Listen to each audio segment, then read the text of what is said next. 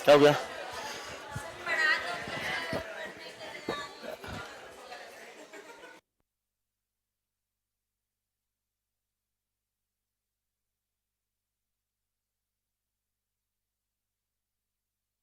क्या है भी ना? सुनिएगा, हाँ चलेगा, सुनना है ध्यान से, आवाज नहीं आनी चाहिए किसी की भी प्रत्येक की ना। मोबाइल बंद कर लीजिए, वीडियो कॉल अगर कर रहे हैं तो आप बिल्कुल बंद कर दीजिए ना। तो आप लोगों के राजस्थान ज्योग्राफी की अपन बात कर रहे थे, और राजस्थान ज्योग्राफी के अंदर आपके एक टॉपिक है जिसका नाम है राजस्थान की मृदा। राजस्थान की मृदाएं हैं, तेरी मिट्टी में मिल जाएगा और गुल बन के। सुनिएगा, यहां राजस्थान की मिट्टी है। अच्छा, मिट्टी शब्द का जो मृदा शब्द है, इस मृदा शब्द का उद्गम कैसे होता है, मतलब मृदा शब्द का बना कैसे है? तो यहां पर एक भाषा है जिसका नाम है लेटिन भाषा। बोलो कौन सी भाषा है? और लेटिन भाषा का एक शब्द है जिसका नाम है सोलम। क्या नाम है? सोलम। और इस सोलम शब्द से ही एक शब्द का उद्गम होता है जिसका नाम है सोइल। क्या नाम है इसका? और सोइल को हिंदी में क्या कहते हैं? मृदा। क्योंकि इस सोलम शब्द का जो अर्थ होता है ना, इसका अर्थ फर्श होता है। क्या होता है? फर्श। तो इसको याद रखना है कि लेटिन भाषा के सोलम शब्द से हुआ जिसका अर्थ फर्श होता है, और इससे क्या बना है? सोइल बना है। और सोइल को ही क्या कहते हैं? अपन मृदा कहते हैं।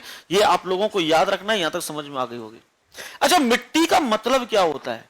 मिट्टी का मतलब यह होता है कि मृदा का मतलब क्या होता है? मृदा की परिभाषा क्या है? परिभाषा सुन लीजिए। धूड़ो और रेत और ये बोल रहे आप लोग, बेटा पूछूंगा तुमसे ना, शुद्ध हिंदी में पूछूंगा। फिर मृदा की परिभाषा क्या होगी? परिभाषा का मतलब क्या है कि पृथ्वी की ऊपरी सतह पर, पृथ्वी की ऊपरी सतह पर पाई जाने वाली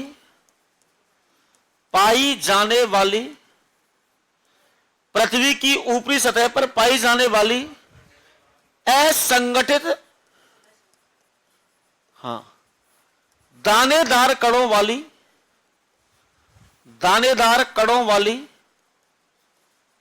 वाली पतली परत। मतलब कहने का पतली परत जो होती है, पतली जो परत आप लोगों की होती है ना, उसी को अपन क्या कहते हैं? मृदा कहते हैं। मतलब मैंने कहा कि पृथ्वी के ऊपरी भाग पर असंगठित दानेदार कणों वाली जो पतली परत होती है उसको अपन मृदा के रूप में जानते हैं, उसको मृदा अपन कहते हैं। ये आप लोगों को याद रखना है। अच्छा, मैं आपसे पूछूं कि सब मृदा का निर्माण किस तरीके से होता है? तो मृदा का जो निर्माण है ना, मृदा का निर्माण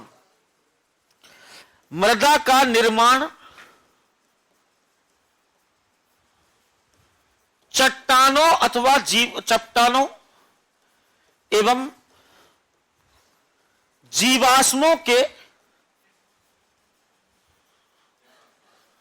अपघटन के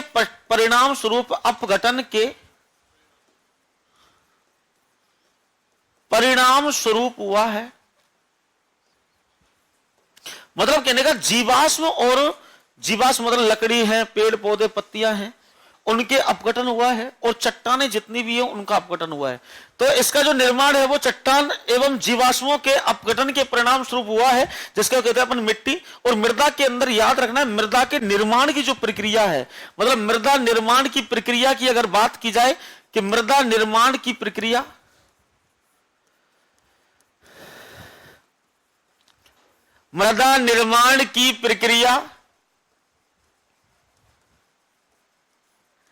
एक दीर्घकालीन प्रक्रिया है। एक दीर्घकालीन प्रक्रिया है, यह आप लोगों को याद रखना है। मतलब मृदा निर्माण की प्रक्रिया एक दीर्घकालीन प्रक्रिया है। दीर्घकाल का मतलब यह हुआ कि मृदा का निर्माण बहुत ज्यादा लंबे समय के अंदर होता है, मृदा का निर्माण कम समय में नहीं होता है। आप लोग समझ रहे हैं कि थाली बैठे मिट्टी के कण बोले क्या करे, सब मृदा बन जाओ, चलो, नहीं बनती है ऐसे, है ना। मतलब लाखों वर्ष निकल जाते हैं। सबसे पहले पृथ्वी पर मिट्टी का निर्माण नहीं हुआ था। इस संपूर्ण पृथ्वी पर स्थल भाग का निर्माण हुआ था, जिस पर ऊंचे स्थल भाग और नीचे गड्ढा गड्ढी आप लोगों के बने थे, है ना। इसके बाद में बरसात यहां पर पड़ी है, पानी का जवाब हुआ है, एयर यहां, सोइल इरोजन यहां पर हुआ है, अपर्दन यहां पर हुआ है, भौतिक क्रियाएं हैं, रासायनिक क्रिया है, इन सभी क्रियाओं के परिणाम स्वरूप और यहां पर मिट्टी का निर्माण हुआ है। इसका मतलब मिट्टी निर्माण की प्रक्रिया एक दीर्घकालीन प्रक्रिया है, लाखों वर्षों के अंदर मिट्टी का निर्माण होता है। ठीक है ना। जो मिट्टी जितना ज्यादा समय लेती है निर्माण होने में, वह मिट्टी उतनी ही परिपक्व होती है। मतलब जिस मृदा के निर्माण में जितना ज्यादा समय लगेगा, वह मृदा उतनी ही ज्यादा अच्छी परिपक्व मिलेगी, उसमें पोषक तत्वों की मात्रा उतनी ही ज्यादा मिलेगी। और जिस मृदा के निर्माण में बहुत कम समय लगा है, तो वो मोटी मोटी मृदा रहेगी, उसके अंदर जो कार्बनिक तत्व हैं, जो एलिमेंट्स हैं, खनिज तत्व हैं, उनकी कैसी रहती है, कमी रहती है। और कमी रहने के परिणाम स्वरूप वो क्या होगी, कम उपजाऊ होगी या अल्प परिपक्व मृदा आपकी होगी। ठीक है ना। आपसे प्रश्न पूछे कि मृदा निर्माण की प्रक्रिया एक दीर्घकालीन प्रक्रिया है, अर्थात जिस मृदा का निर्माण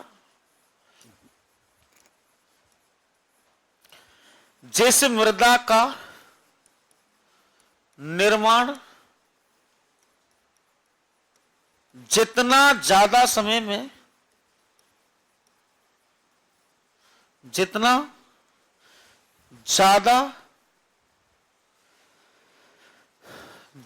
ज्यादा समय में होता है वह मृदा उतनी ही परिपक्व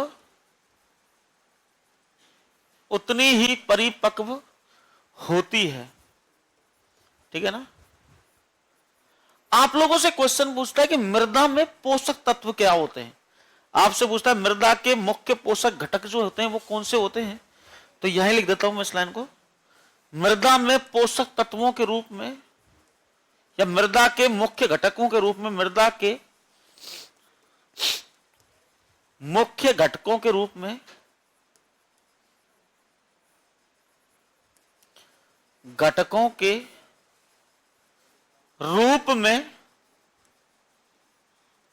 जल,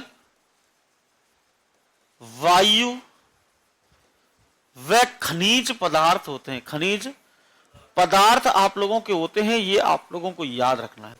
मतलब पोषक तत्वों के रूप में जल होता है, आपके वायु होता है और आप लोगों के खनिज पदार्थ होता है, ये आप लोगों को याद रखना है। तो यहां तक आपके समझ में आ गई होगी, बोलो क्लियर रहेगा। अच्छा, आपसे पूछता है कि मृदा में हुमस क्या है। हुमस का मतलब क्या होता है, हुमस कैसे बनती है। जैसे मान के चलो मैं आप लोगों को, मृदा में हुमस का मतलब होता है मृदा की हीट। जैसे हम लोग पूर्वी मैदानी प्रदेश से बिलोंग करते हैं, हम लोग क्या करते हैं, कृषि करते हैं। ठीक है ना।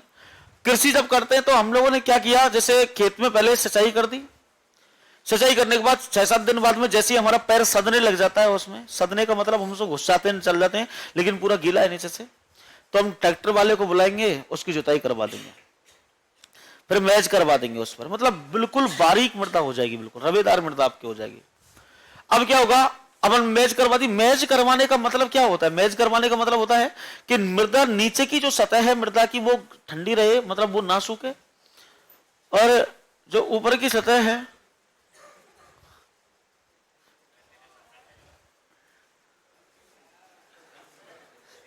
शीतल है ना। बेटी मैं यहां खड़ा हूं, है ना। पूछू क्वेश्चन शीतल है।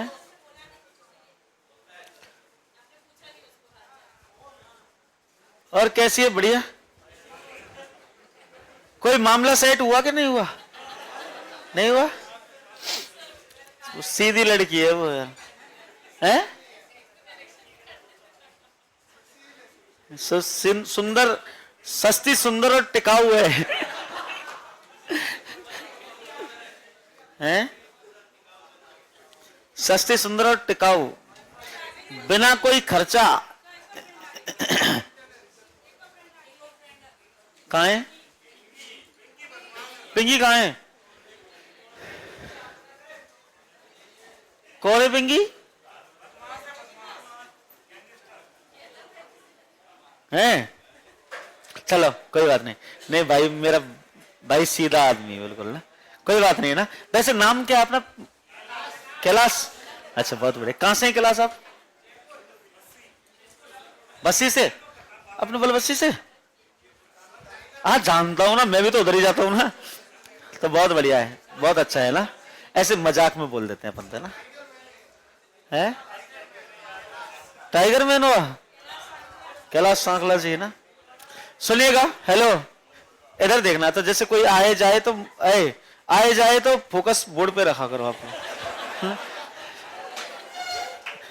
है ना। सुनिएगा, आपसे पूछता है हुमस क्या होता है? क्या हो गया? कौन आ रहा है? सुनिएगा, हुमस क्या होता है? ये सब जो जा रहे हैं ना, और जाओ आराम से, कल क्वेश्चन पूछूंगा तो ध्यान रखना ना। अच्छा, हुमस क्या होता है? मैंने कहा मिजाई यहां पर, मेज यहां पर कर दी। अब क्या होगा, हम बुवाई करेंगे उससे पहले डीएपी प्लस यूरिया, मतलब डीएपी प्लस यूरिया इसके अंदर डालेंगे अपन। और दोनों को मिलाकर के, जैसे ही हमने डीएपी यूरिया उसके अंदर डाला है, डालने के बाद में उसमें फिर मेज कर देंगे एक बार हम। अब इसके लंबवत क्या करेंगे? लंबवत, जैसे मान के चलो हमने इस तरीके से जुताई करवा रखी है, यहां इस तरीके से, इस तरीके से, इस तरीके जुताई करवा रखी है, और हमने इसके समांतर मतलब यहां पर डीएपी यूरिया डाल दिया है ना। तो यहां पर जैसे डीएपी के दाने हैं, अब यहां के आस पड़ोस की मृदा को क्या करेंगे? वो संचारित करेंगे, मतलब उनके अंदर उपस्थित जो आप लोगों के क्या है, जो पोषक तत्व है ना, वो जाकर के मिट्टी में मिल जाएंगे। अब जो गेहूं की बुवाई होगी, तो बुवाई को ऐसे करेंगे हम लंबवत, तो सारी सारी जो मिट्टी है उलट पुलट हो जाएगी और सब मृदा आपस में मिल जाएगी। जहां जहां पर गेहूं का दाना जाएगा, वहां वहां जाकर के क्या हो जाएगा कि क्या यूं यूं करने लग रहे हो? आपने कृषि की है कभी? अब इन बेचारों को क्या पता कि कृषि क्या होती है। की हुई है? आपने की हुई है? अपन तो जानते हैं ना, वो यूं करके बैठेंगे। मतलब गेहूं, जैसे एक गेहूं होता है, मैं बताता हूं, सुनो इधर। एक गेहूं होता है, गेहूं जानते हैं आप? गेहूं को खेत में डाल, अब यार इसको मैं इंग्लिश में कैसे समझाऊं?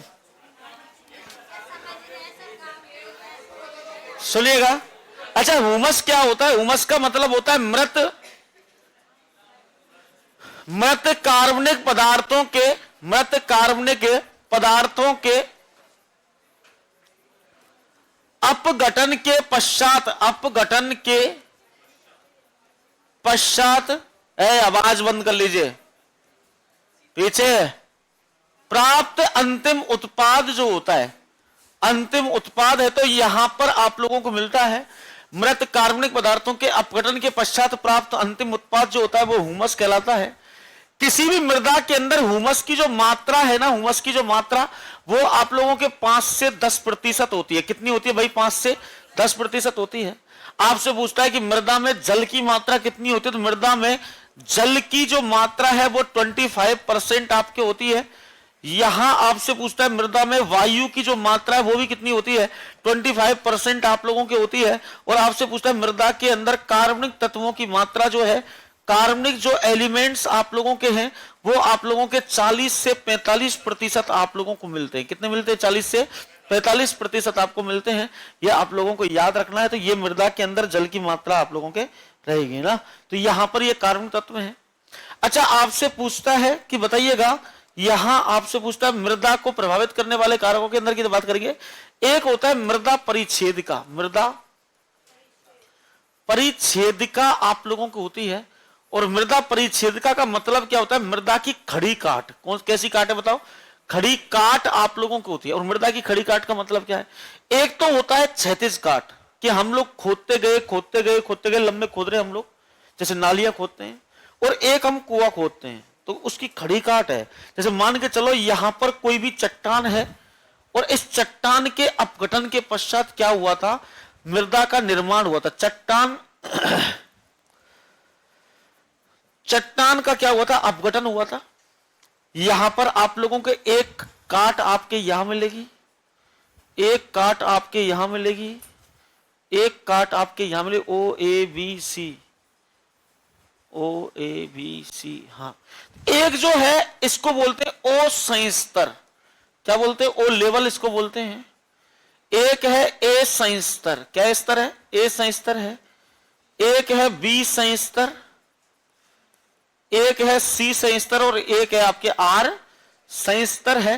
तो ये आप लोगों को मिलते, तो ये खड़ी काट आप लोग कहलाती है, मतलब मिट्टी की खड़ी काट आप लोगों के मृदा की परिच्छेद का कहलाती है। और यहां पर आप लोगों के इस मृदा के अंदर दोस्तों क्या होते हैं, आपके पेड़ पौधे उगते हैं जो दूसरे संस्तर की ओर अपनी जड़ों को फैलाते हैं। भाई मृदा के अंदर कोई भी पेड़ पौधे उगे हुए हैं तो वो नीचे गहराई तक क्यों जुड़े रहते हैं? हल्के मोटे आंधी तूफानों से क्यों नहीं गिरते? क्योंकि उनकी जड़ें यहां संस्तरों को जकड़ कर रखती हैं। आपने देखे होंगे मिट्टी भी कई तरीके के मिलते हैं। जैसे आप लोग नीचे चल के जाओ, जैसे आपके गांव के अंदर छोटी छोटी कुई खोदते हैं, कुइया खोदते हैं, या फिर आप लोगों के कुआं खोदते हैं, तो पहले रेतीली मिट्टी रहती है, फिर थोड़ी सी भारी भारी मिट्टी आती है, फिर नीचे कंकड़ आने लग जाते हैं, तो वो भी तो मिट्टी ही है। वो पहले बनी थी, ये रेतीली मिट्टी बाद में बनी है ऊपर की, है ना। कंकड़ मिलते हैं, फिर थोड़ी मोटी मोटी दरदरी मिट्टी आती है, बजरी निकलने लग जाती है, उसके बाद में फिर क्या था, पत्थर आ जाता है नीचे, चट्टान आती है, आती नहीं आती। तो हर जगह पर चट्टान हर जगह पर है, पर वो लेवल के ऊपर डिपेंड करता है कि कितना लेवल। अब जैसे जलोढ़ मृदा है, भारत के विशाल मध्यवर्ती मैदान में 2000 मीटर की मीटर नीचाई तक जलोढ़ मृदा मिलती है। अब एक बात बताओ, आप 2000 मीटर, 2000 मीटर का मतलब समझ ही नहीं रहे आप लोग, है 2 किलोमीटर। 2 किलोमीटर नीचे भाई साहब, नीचे तक जलोढ़ मिट्टी मिलती है आपको पूरी मैदानी प्रदेश के अंदर। आप पंजाब चले जाओ, हरियाणा चले जाओ, राजस्थान चले जाओ, गुजरात में चले जाओ, 2 किलोमीटर नीचे तक आप लोग जलोढ़ मिट्टी निकलेगी, है ना। उसके बाद पत्थर आएगा, है? कब है?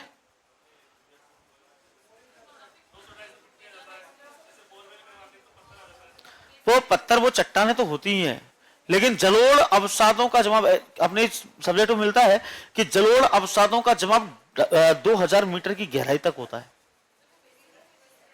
हाँ, नदियों के द्वारा, नदियों के द्वारा ही तो होता है, नदियों द्वारा बनाए गए बेसिन है। तो ये आप लोगों को मिलते हैं यहाँ, ठीक है ना। अच्छा, एक होता है कणों का आकार, और कणों के आकार से क्वेश्चन पूछता है, ध्यान रखना आप लोग हल्के में लेकर ना चले मिट्टी टॉपिक को, तुम्हारी हवा निकाल देगा मिट्टी टॉपिक, इतनी बुरी तरह से क्वेश्चन पूछेगा इसमें से, है ना। एक एक स्टेटमेंट ऐसा देगा ना कि आप लोग समझ नहीं आएगा कि प्रश्न कहां से पूछा हुआ है, इसलिए मैं सारी चीज करवा रहा हूं आप लोगों को। एक आप लोगों के मिट्टी के जो कण हैं,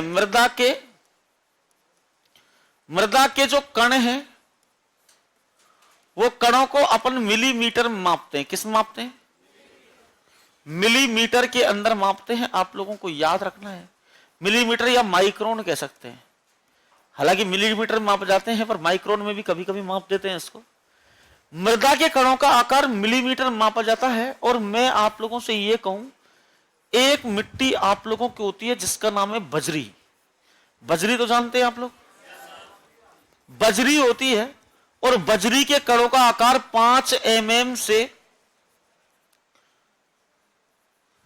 ज्यादा व्यास वाले कण, मतलब ऐसे कण जिनके कणों का व्यास 5 mm से ज्यादा है। दूसरी आप लोगों क्या आएगा, जिसका नाम क्या है, बारीक बजरी। क्या नाम है इसका? बारीक बजरी है। और बारीक बजरी जो है वो आपके 2 mm से 5 mm के मध्य व्यास वाले कण हैं। आप लोगों को ध्यान रखना है, 2 mm से 5 mm व्यास वाले कण हैं। एक आप लोगों के रहती है मोटी बालू। कौन सी बालू है? मोटी बालू आप लोगों के रहती है, जो कि आपके 0.2 mm से 2 mm व्यास वाले कण हैं। व्यास वाले कण हैं। एक आप लोगों के बारीक बालू है, बारीक बालू है जिनके कणों का आकार 0.02 mm से 0.2 mm के मध्य में होता है। एक आप लोगों के गाद मिलती है। क्या मिलती है? गाद। एक आप लोगों के गाद मिलती है, और गाद के कणों का आकार 0.002 mm से 0.02 mm व्यास वाले कण मिलते हैं, ठीक है ना, और एक मिलती है आपकी चिकनी मिट्टी, चिकनी चमेली छत पे है। अच्छा लिखेगा चिकनी मिट्टी है, मुझे कहना याद आया नहीं था, पहले एक साथ आया है ना, से कम व्यास वाले कण, मतलब से कम व्यास वाले कण जो होते हैं ये आप लोगों को चिकनी मिट्टी कहलाते हैं। आप उठाकर देख लीजिए असिस्टेंट प्रोफेसर परीक्षा 2024 प्रश्न पूछा हुआ है इसमें से ये, ठीक है ना, ध्यान रखना है इन चीजों का। ये प्रश्न आपसे कणों का आकार भी प्रश्न पूछ सकता है। आप अपने स्तर को किसी से हल्के में ना आके कि हमारा स्तर बहुत ज्यादा हल्का है, बिल्कुल भी नहीं है, गलतफहमी दिमाग में से निकाल देना। मिटाओ।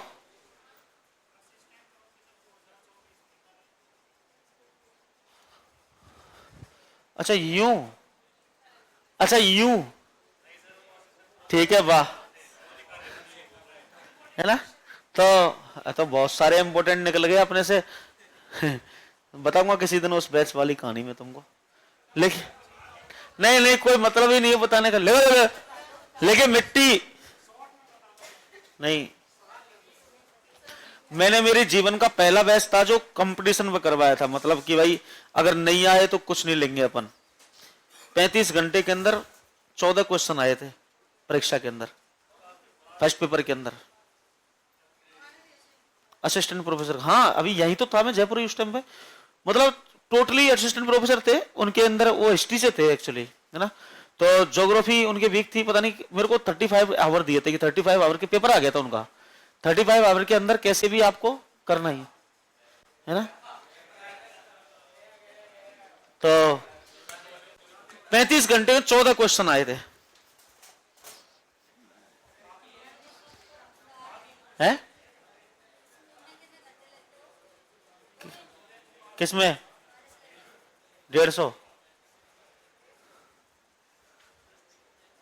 अब तो एंडिंग में ही है ना, अब तो वैसे भी खनिज टॉपिक रह गया है आप लोगों का। हाँ हमारा तो अलग से होगा ना अभी। 1 घंटे का जनसंख्या, एक एक डेढ़ घंटे का है, 2 घंटे का है।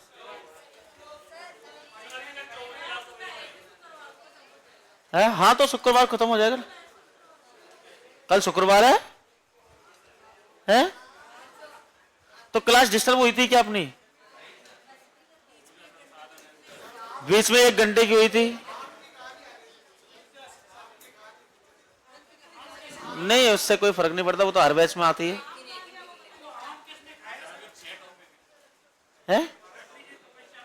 कौन कौन से?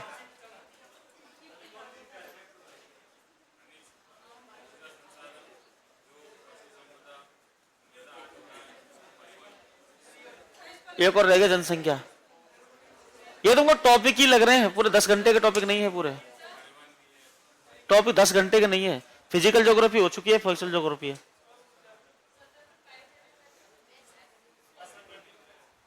सतह पर पाई, ऊपरी सतह पर पाई जाने वाली असंगठित 10 घंटे का टॉपिक नहीं है, आप टेंशन मत करो इस चीज का। असंगठित दानेदार कणों वाली पतली परत,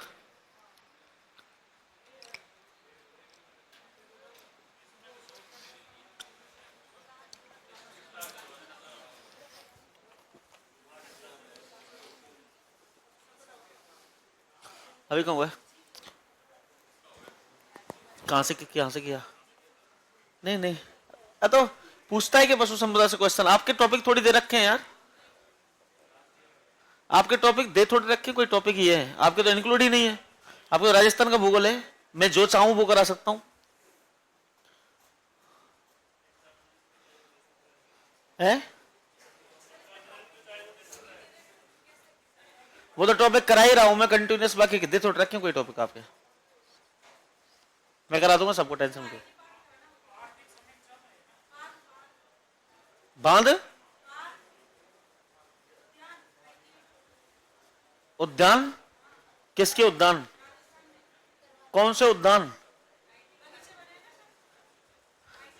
अच्छा आइट बगीचे हाँ तो अभी तो उद्योग में आएंगे ना वो। हाँ, एग्रो फूड पार्क है आप लोग, सिरेमिक पार्क है ना, टेक्नोलॉजी पार्क है आपके। Yes sir. क्लास रुकी तो नहीं देख लो शुरू से अपनी, प्रकाश जी यही बोला था ना मैंने आपको। लिख लो जल्दी। तुम्हारे कितने नंबर बैच है?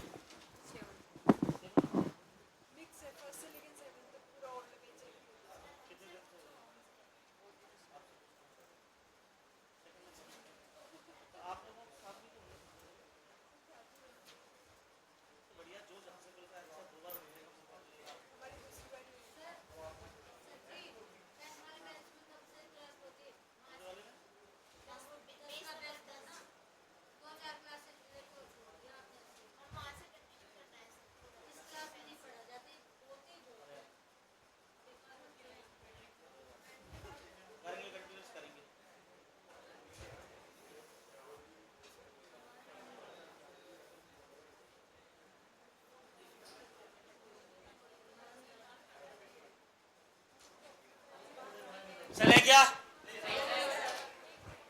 जल्दी लिख लो यार।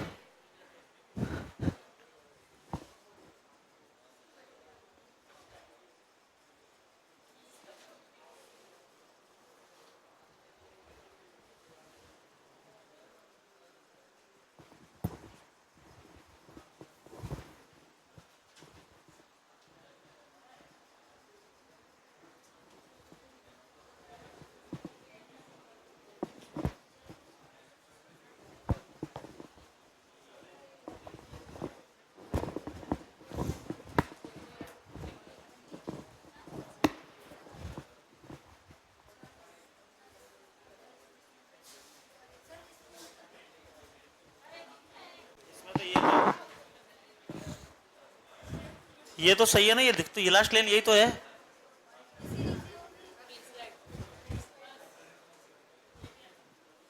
लास्ट लाइन यही है। चले क्या?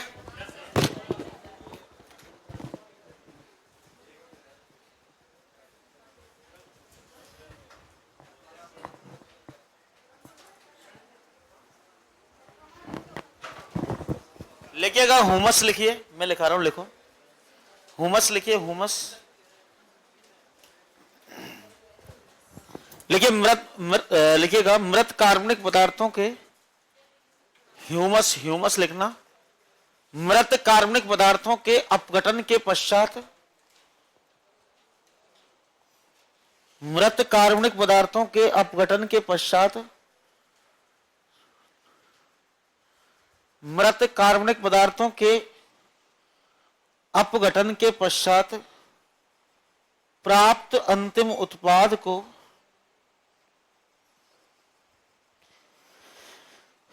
मृत कार्बनिक पदार्थों के अपघटन के पश्चात प्राप्त अंतिम उत्पाद को ह्यूमस कहा जाता है।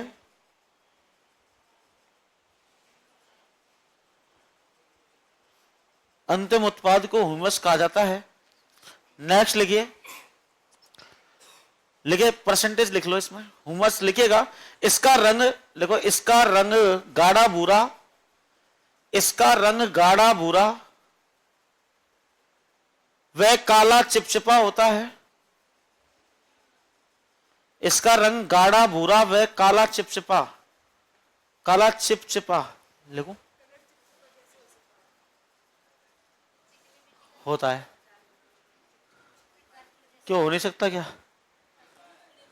लिखिएगा इसका रंग गाढ़ा भूरा वह काला चिपचिपा होता है। लिखिएगा अलग अलग मृदाओं में इसका अनुपात, अलग अलग मृदाओं में इसका अनुपात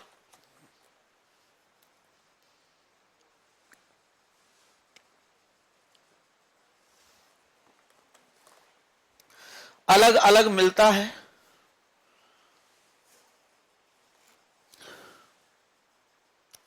इसका अनुपात अलग अलग मिलता है। नेक्स्ट लिखिए,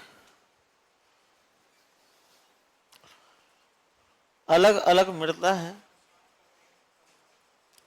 जल लिखिए, मृदा में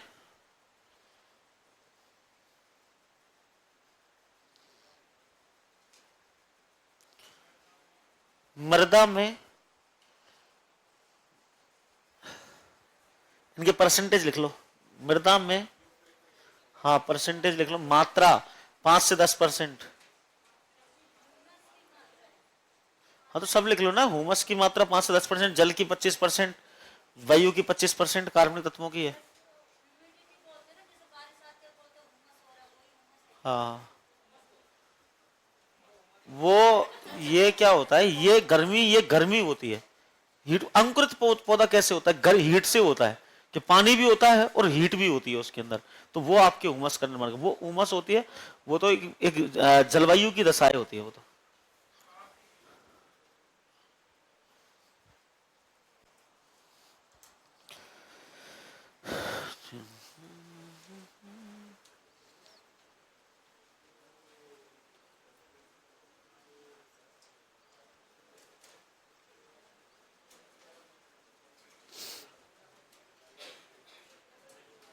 चले क्या? चलो ठीक है, तो फिर लिखिएगा। लेकिन मृदा की खड़ी काट, मृदा की खड़ी काट, मृदा की खड़ी, मृदा की खड़ी काट, मृदा की खड़ी काट मृदा परिच्छेदिका कहलाती है। लिखाऊंगा, मृदा परिच्छेदिका कहलाती है। मृदा की खड़ी काट मृदा परिच्छेदिका कहलाती है, परिच्छेदिका कहलाती है।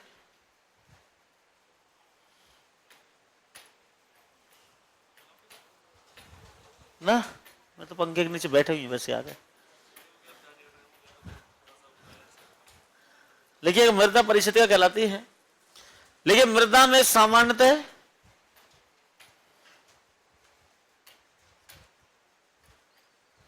5 संस्तर देखने को मिलते हैं।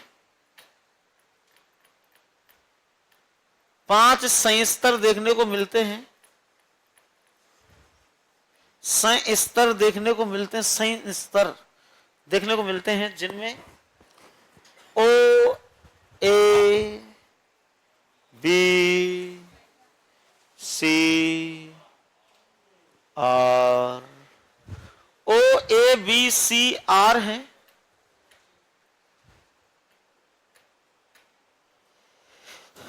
ओ ए बी सी आर है।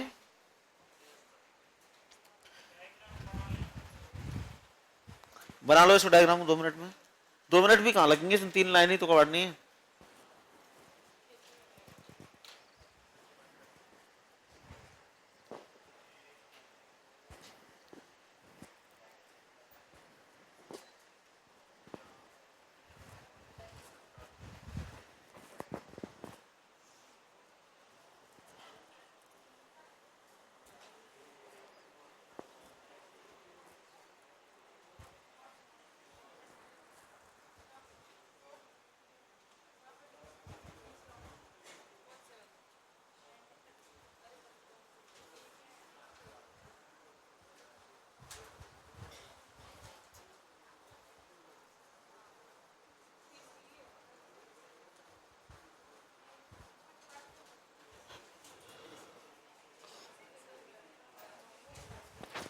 लिखिएगा,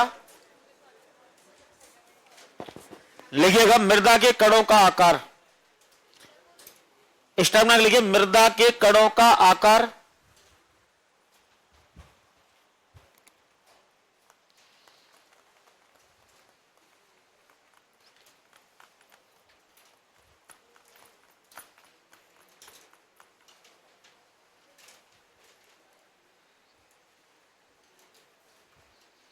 मृदा के कणों का आकार लिखिए।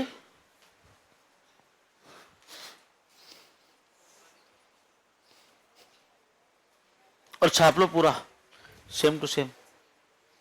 मृदा के कणों का आकार लिखिए, सेम टू सेम छाप लो।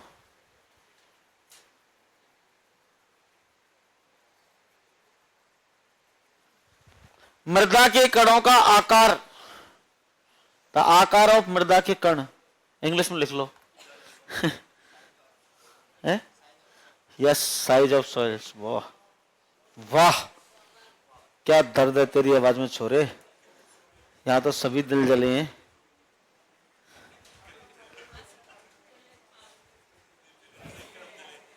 आपने इतनी जल्दी हाँ क्यों बोला है?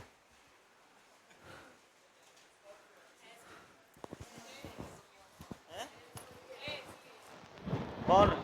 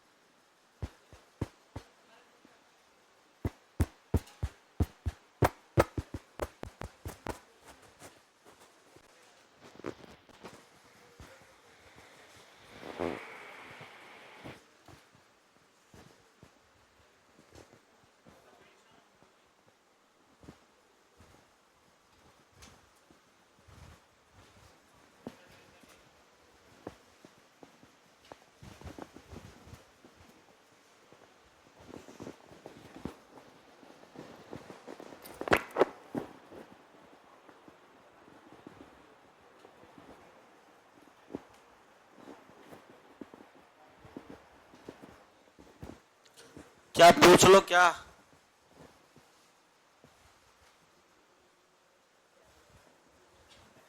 जिनको नहीं दिख रहा वो पूछ लेना। कौन सा वाला?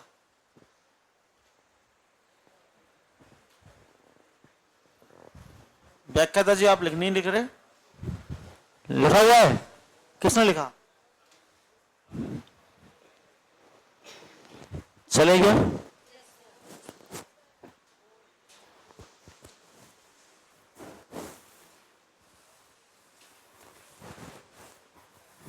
यार कितने बड़े दिन हो गए यार, सुबह ऐसा लग रहा है कल का होता होगा और अभी तक रात नहीं हुई।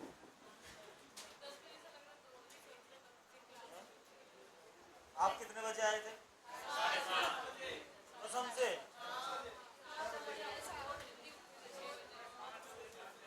ऐसे कितने लोग हैं जो 20 किलोमीटर की रेंज से बाहर से आते हैं?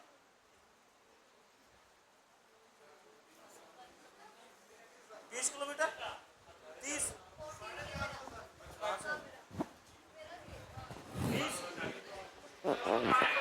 मावरोटा से आगे?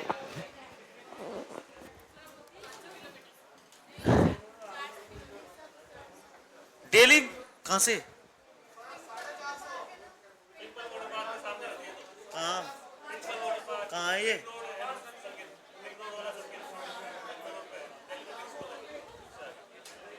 भाई साहब कितने दूर से? घर से?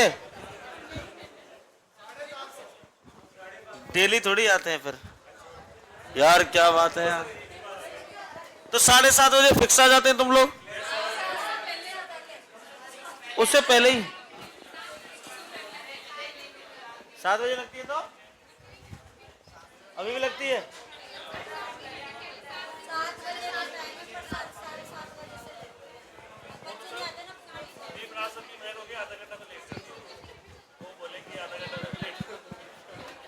कहाँ कितनी दूर से आते हैं? कितने? विवेक विहार? ये देवीनगर कहाँ है? यूं हाथ किया ना, लिखिएगा कोई बात नहीं। चलो बहुत बढ़िया है, आप बहुत जल्दी आ रहे हैं। आपका नाम आप सुनो, आप सबका नाम यूनेस्को की विश्व धरोहर सूची में शामिल करवा दूंगा मैं कि सुबह 6:30 बजे को संस्थान पहुंच जाते हो। अरुणोदय की लिस्ट में चाहिए क्या? वाह।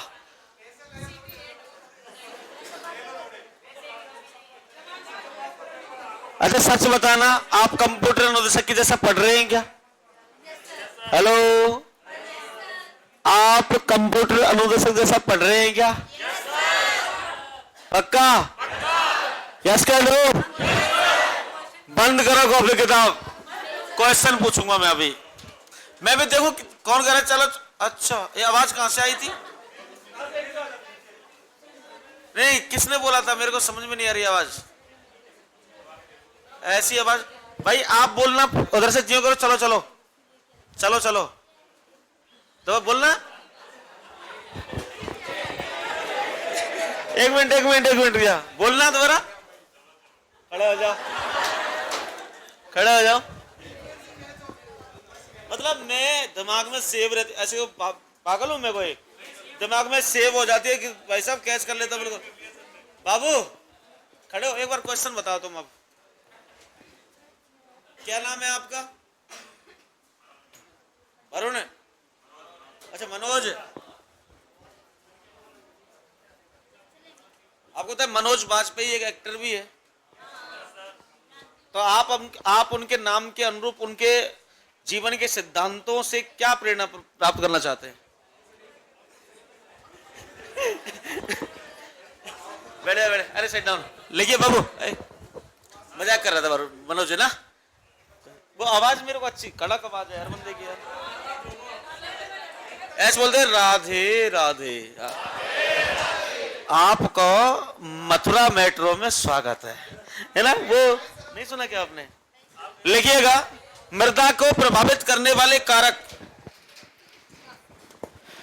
मृदा को प्रभावित करने वाले कारक लिखिए।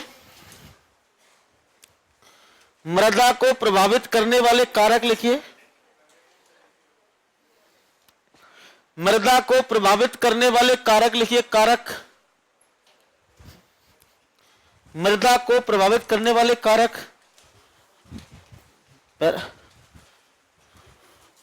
किसकी है ये? किसकी? कहां से?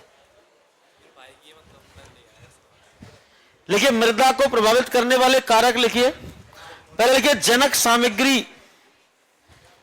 जनक सामग्री,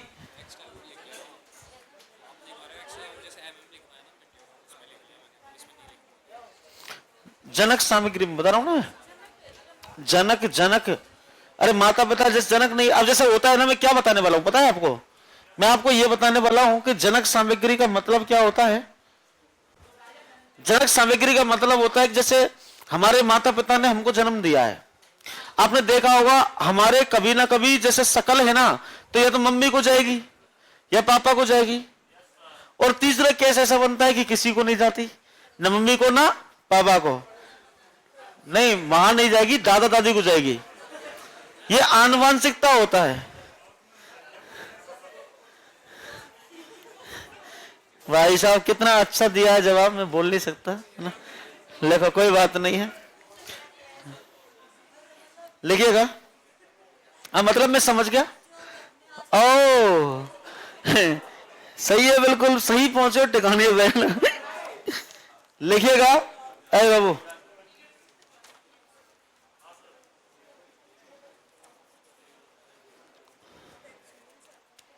नेक्स्ट लिखिए।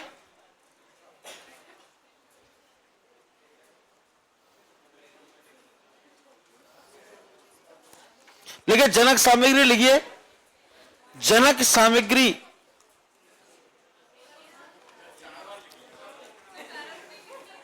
लिखिए जिस मृदा का निर्माण जिन चट्टानों के, जिस मृदा का निर्माण जिन चट्टानों के, जिस मृदा का निर्माण जिन चट्टानों के अपघटन के पश्चात हुआ है। जिस मृदा का निर्माण जिन चट्टानों के अपघटन के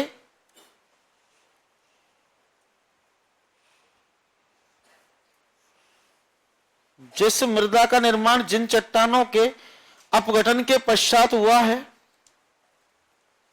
उस मृदा के गुण, उन चट्टानों के गुण, उन चट्टानों के गुण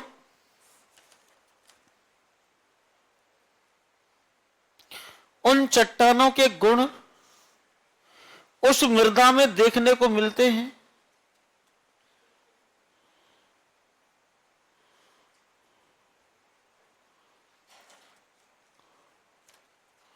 उस मृदा में देखने को मिलते हैं।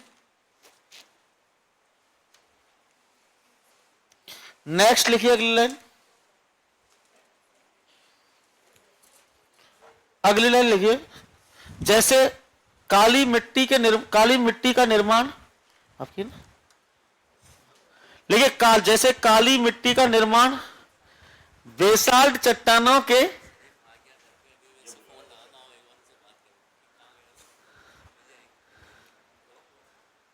लिखिए बेसाल्ट चट्टानों के अपघटन से काली मिट्टी का निर्माण हुआ है।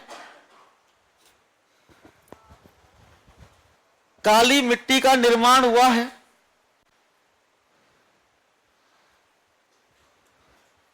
जबकि ग्रेनाइट चट्टानों के अपघटन से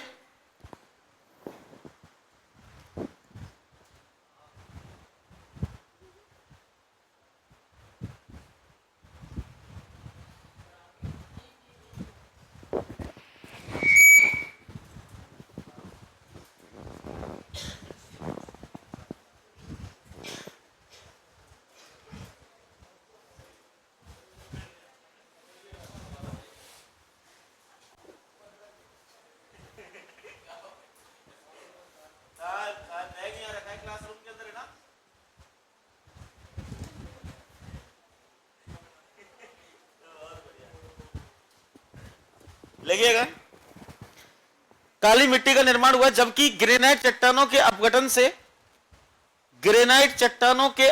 से लाल मिट्टी का निर्माण हुआ है। लाल मिट्टी का निर्माण हुआ है,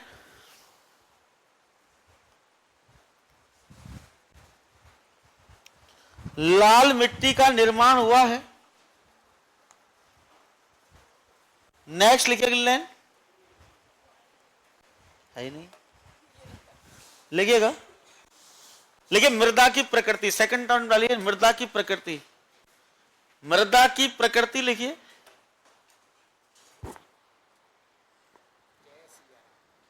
लिखिएगा मृदा की प्रकृति। यदि मृदा का पीएच मान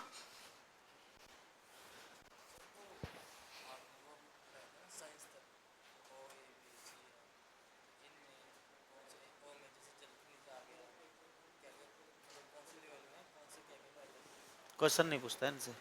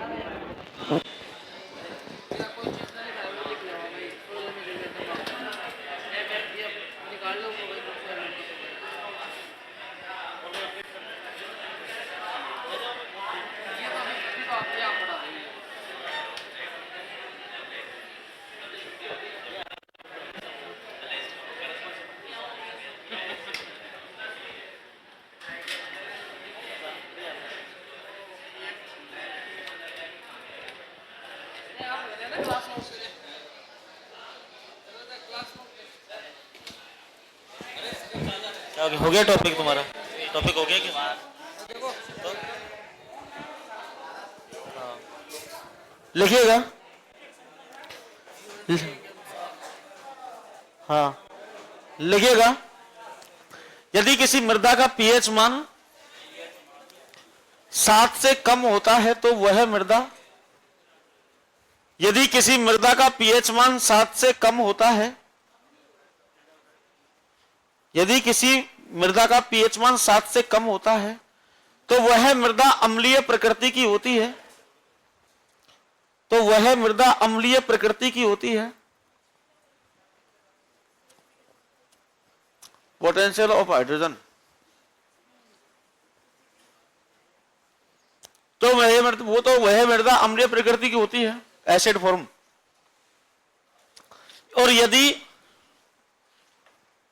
और यदि पीएच मान 7 से ज्यादा होता है,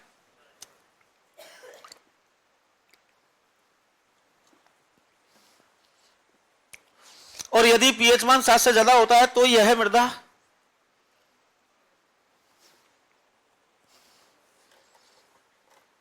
क्षारीय प्रकृति की होती है। तो यह मृदा क्षारीय प्रकृति की होती है, क्षारीय प्रकृति की होती है।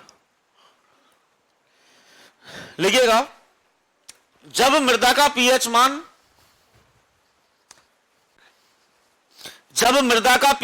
6.5 से 6.5 टू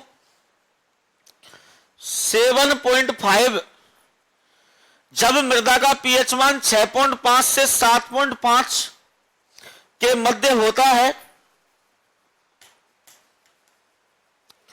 6.5 से 7.5 के मध्य होता है, तो यह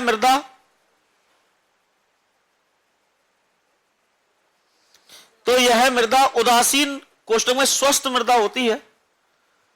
तो यह मृदा उदासीन कोष्टक में स्वस्थ मृदा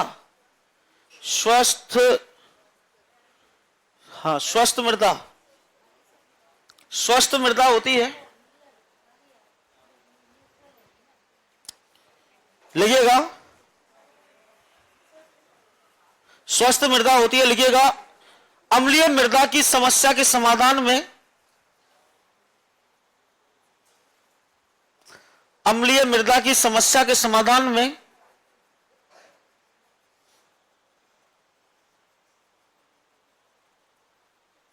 अम्लीय मृदा की समस्या के समाधान में रॉक फॉस्फेट का उपयोग होता है।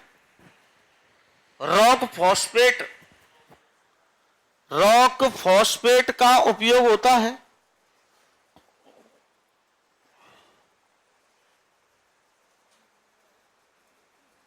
जबकि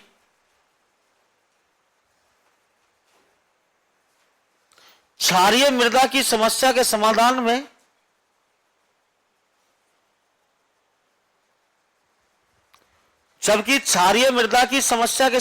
में जिप्सम का प्रयोग होता है। जिप्सम का प्रयोग होता है।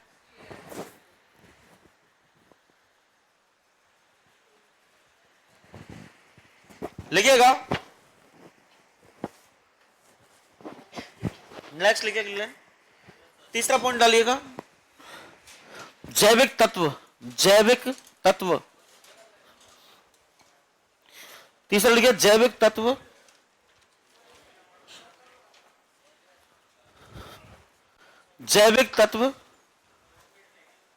अगला लिखिए,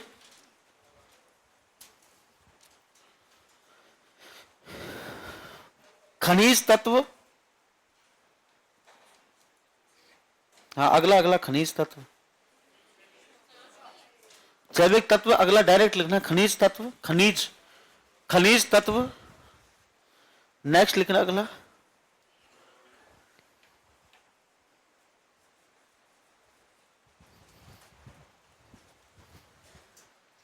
जैविक तत्व हो गया, खनिज तत्व हो गया। अगला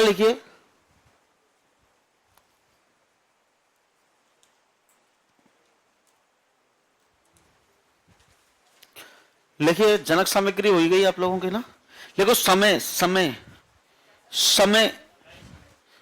हाँ, टाइम, समय।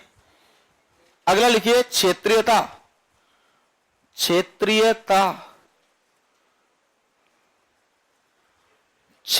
लिख लो, क्षेत्रीयता। अगला लिखना क्षेत्रीयता हो गया। अगला लिखना मानवीय क्रियाकलाप।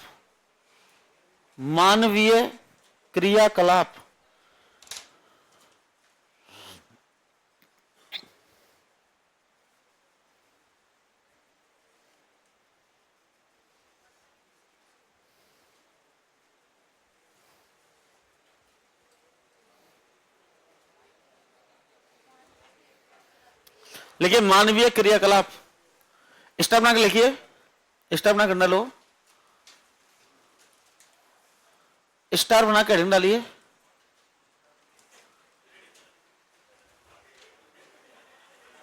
खड़े होना एक बार,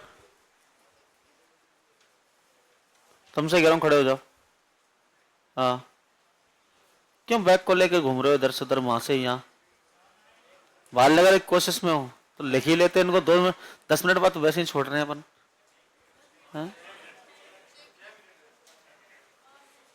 तो वैसे जब तक अब उनके टाइम के अकॉर्डिंग वहां से लेके घूम रहे हो इधर से उधर से, सही नहीं है। लिखिएगा,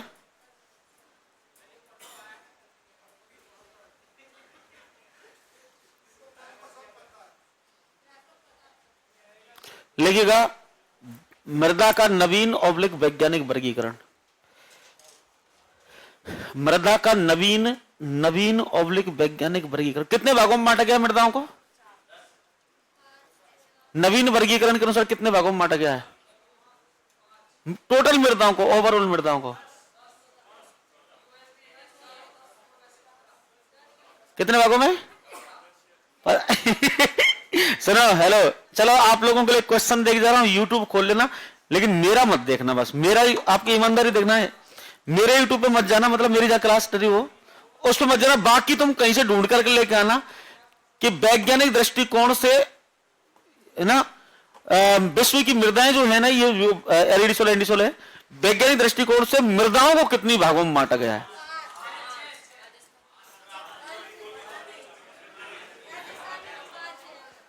सबका गलत। और अगर सुनो, अगर किसी से पूछना है किसी से कि सब हम तो पूछ,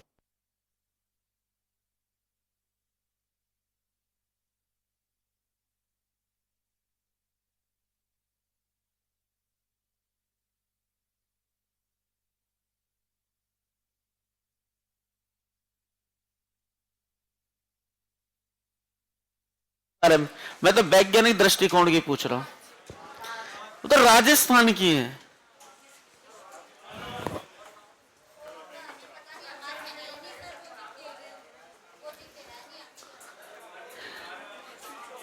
ना।